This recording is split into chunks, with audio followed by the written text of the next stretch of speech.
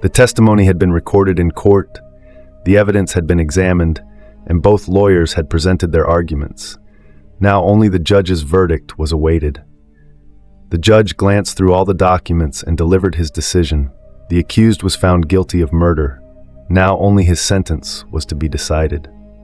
But just then, something happened that shocked the entire courtroom.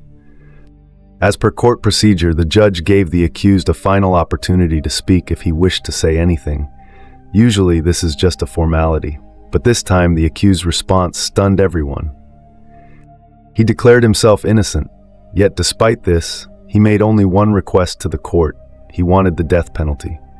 He clearly stated that he would not accept any lesser punishment. The accused's demand left the entire courtroom in shock. The judge was taken aback.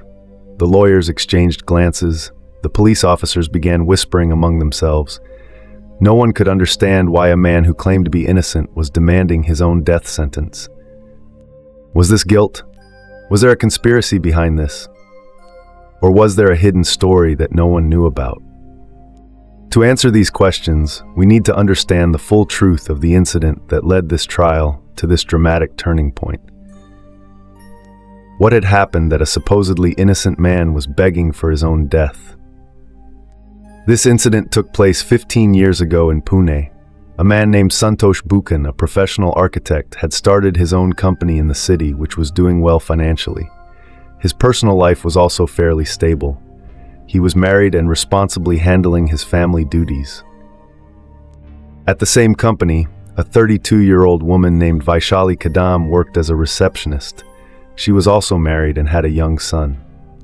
In the beginning, everything was normal, but gradually, Santosh and Vaishali grew close. Their friendship deepened and eventually turned into love. They started meeting in secret. However, such relationships do not remain hidden for long. Vaishali's husband became suspicious and began keeping an eye on her activities. Soon, he noticed the growing closeness between Vaishali and Santosh. He quietly observed them for some time, but eventually, he managed to catch them red-handed. This led to frequent arguments between Vaishali and her husband. But by now, Vaishali was so serious about this relationship that she decided to leave her husband and son. She moved into a rented apartment in Pune alone. Now, there were no more obstacles between her and Santosh, and their closeness intensified. At first, everything seemed perfect, but within a few months, Vaishali realized that their relationship couldn't remain a secret affair forever. She started pressuring Santosh to marry her. She reminded him that she had sacrificed everything for him, her family, her child. But Santosh had a different mindset. He was already married, his life was settled, and he had never even considered marrying Vaishali. When Vaishali realized this, her patience snapped. She threatened Santosh, saying that if he didn't marry her, she would reveal everything to his wife. Now, Santosh saw Vaishali as a serious threat. He understood that she wouldn't remain silent for long. He felt that the only way to escape this situation was to get rid of her. But Santosh was smart. He knew that if Vaishali suddenly disappeared or was murdered, he would be the prime suspect. The police investigation would lead straight to him, and any mistake could cost him dearly. So he devised a meticulous and deadly plan, one that would ensure Vaishali's permanent disappearance while leaving no trace of his involvement. To make this plan foolproof, he started preparing 2 months in advance. He wanted to eliminate every possibility of evidence or mistakes. The first step of this conspiracy was to arrange a location where the murder could be committed and the body could be disposed of without a trace. For this, he purchased a plot of land about 70 kilometers from Pune in Purandar Taluka. In June 2010, he finalized the deal for the land and immediately started constructing a farmhouse there. He built 4 rooms, along with a kitchen and a bathroom. He furnished the farmhouse with elegant tiles and expensive marble. Every corner was meticulously finished to make the house look flawless. However, in the bathroom, in that corner where the pot was supposed to be placed, he got the digging done but left it incomplete. When the laborers asked why he wasn't getting it completed, he made an excuse that he might come up with a new idea later, so he decided to leave it unfinished for now. The laborers didn't ask many questions and finished the rest of the work. For the past 2 months, Santosh had been behaving very lovingly with Vaishali. He met her every day, talked to her for hours, and took her out for outings. Vaishali began to feel that Santosh was changing. The anger and frustration that were once there seemed to have faded away. But she had no idea that the change she was interpreting as love was actually the biggest betrayal of her life. The very bathroom she had never even stepped into was about to become her grave. Now comes August 10th, 2010. This was the day when Santosh decided to execute his deadly plan. That afternoon, he told Vaishali that he had bought a beautiful farmhouse far from the city where they could spend peaceful time together. The idea of being in a quiet and secluded place away from the crowd sounded good to Vaishali, and she happily agreed to go with him. After traveling approximately 70 kilometers, they reached Purandar Taluka. The area was very quiet, with only farmers living in the vast fields. However, Santosh's farmhouse was in a completely deserted place, where there was no one around. As soon as they entered, Santosh offered Vaishali a cold drink. That drink was laced with sedatives. Vaishali had no clue about it, and within minutes she lost consciousness. The moment she passed out, Santosh wasted no time and strangled her. Within moments, her breathing stopped. The first part of his dangerous conspiracy was complete. Now it was time to dispose of the body. Santosh dragged Vaishali's lifeless body into the very bathroom he had deliberately left unfinished. A pit had already been dug there. He placed the corpse inside, covered it with soil, and leveled the ground so that no one would suspect anything. The next morning, Santosh called the laborers and resumed the work of finishing the bathroom. The laborers suspected nothing, as they had worked there before. They assumed it was just an order to complete the unfinished work. No one had the slightest idea that a horrifying secret was buried beneath the bathroom floor. Gradually, the bathroom was fully completed, erasing every possible trace of the crime. The second phase of the conspiracy was successfully executed. Now, the third and most crucial step remained: misleading people. The very next day, on August 11th, Vaishali's family received a message from her mobile number. The message read, "I just found out that I am infected with AIDS. Because of this, I want to live alone, away from the world, so that no one else gets infected. Please do not try to find me." As soon as Vaishali's family read the message, they panicked. They immediately tried to call her, but her phone was switched off.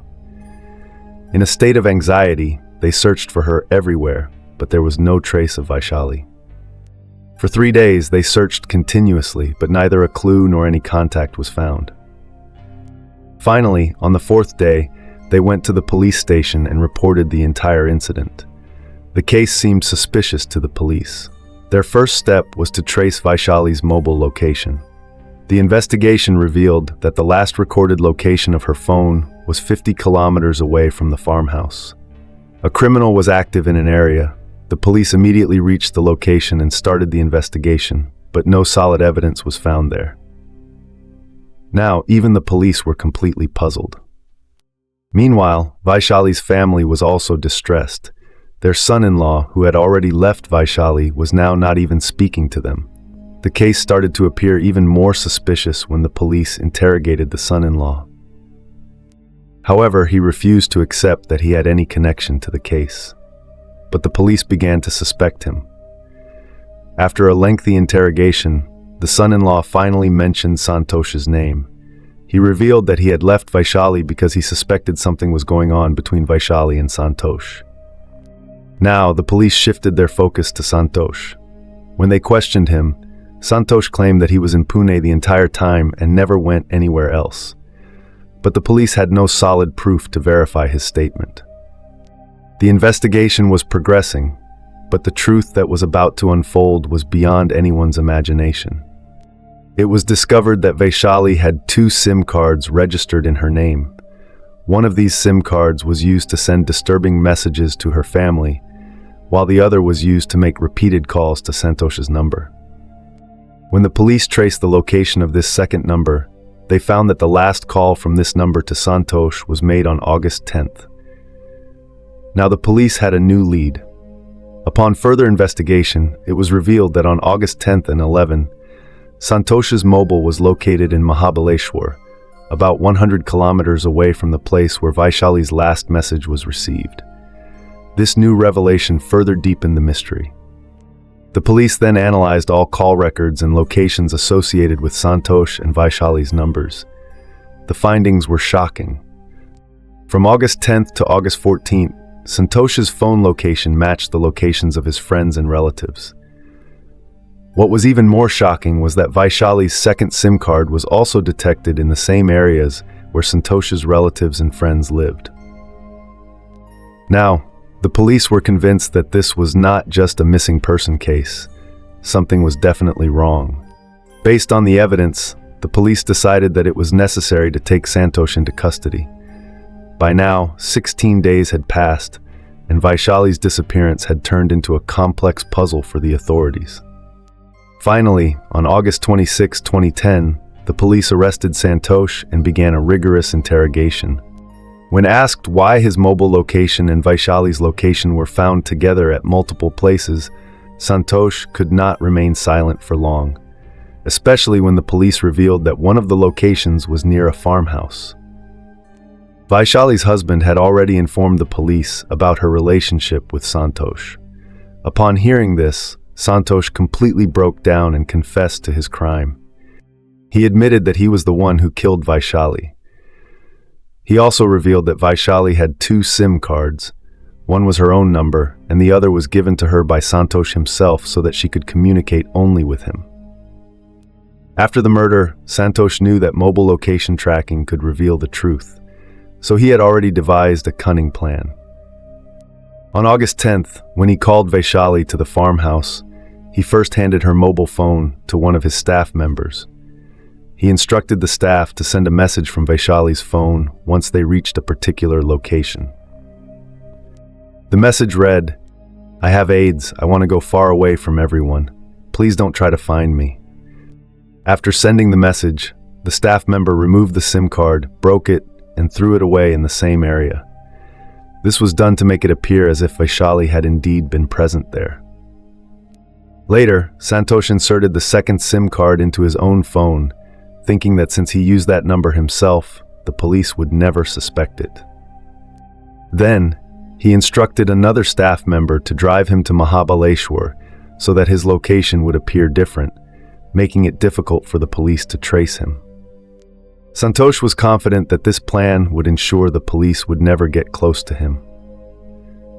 But the police painstakingly connected each clue one by one. On August 26, 2010, a police team took Santosh to a farmhouse about 70 kilometers from Pune, the place where he had murdered Vaishali. When the police asked him where the body was, he pointed towards the bathroom. The police started digging and soon recovered Vaishali's remains. To confirm the identity, a DNA test was conducted. Samples from Vaishali's parents were matched with the remains, confirming that it was indeed Vaishali's body. Now the police had solid proof against Santosh. He was arrested and charged with murder. The case then moved to court, where the trial began. A total of 36 witnesses testified, and several pieces of critical evidence were presented. The police submitted mobile location records, SIM card data, the body recovered from the farmhouse. The case, which started in 2010, continued in court until 2013. In May 2013, the judge finally announced a verdict date. During the hearing, the additional sessions judge stated that the police had presented strong forensic, electronic, and other evidence against Santosh. Vaishali's husband's testimony, along with statements from other key witnesses, strengthened the case. Most importantly, Santosh himself had led the police to the location of the body. This proved that he already knew where Vaishali's body was buried. Based on all the evidence, the court found Santosh guilty of murder. However, the sentence was not announced immediately. This is a standard legal procedure. When a person is found guilty, the court takes time to decide the punishment. The defense lawyer tried to argue in Santosh's favor, stating that he had no criminal history, was a good person, and that this was his first offense. He pleaded for a life sentence instead of the death penalty. On the other hand, the prosecution demanded the harshest punishment possible. The demand is that the guilty should be given the harshest punishment. The court has to consider all these aspects and then decide on the appropriate sentence. In this case as well, the court took 2 days to announce the verdict. It was a moment when everyone present in the courtroom held their breath. Everyone was eagerly waiting for this decision because it was the most crucial turning point of the trial. After 2 days, the court reconvened. Santosh, his lawyer, the public prosecutor, and the people in the courtroom were all seated attentively, listening carefully. The public prosecutor insisted that Santosh should be given the maximum punishment, while Santosh's lawyer argued that he should receive the minimum sentence and be given life imprisonment instead of the death penalty.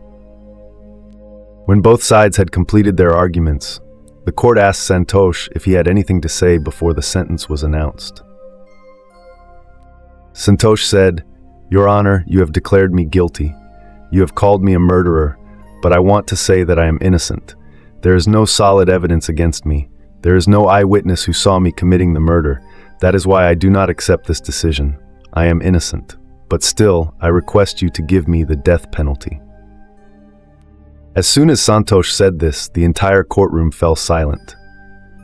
Everyone was shocked because on one hand he was claiming to be innocent, and on the other, he was asking the court for the death penalty himself. It was a very strange and perplexing situation. Everyone present in the courtroom was stunned, including the judge. The judge asked, "You are saying that you are innocent, yet you are requesting the death penalty for yourself. Why?" Santosh responded seriously, "If you sentence me to life imprisonment, I will appeal to the High Court. But life imprisonment cases take a long time in the High Court. It can take many years for such cases to be heard. I may have to stay in jail for a very long time, and I may never be able to get out.